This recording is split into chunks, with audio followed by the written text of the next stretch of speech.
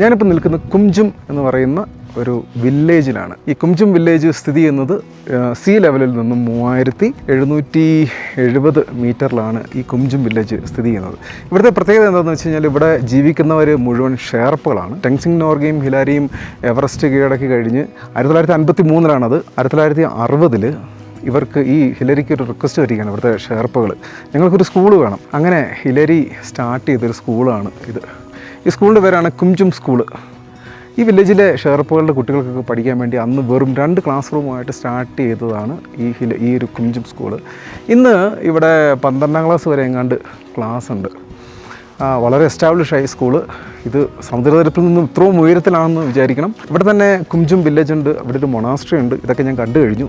ഇനി ഞാൻ നേരെ നാംചെ ബസാറിലേക്ക് പോകുന്നു. നാംചെ ബസാറിൽ ചെന്ന് നാളെ രാവിലെ വീണ്ടും അടുത്ത ട്രക്കിങ് എവറസ്റ്റ് ബേസ് ക്യാമ്പിലേക്ക് ഗോക്യോ ലേക്സ് വഴി പോവുകയാണ്.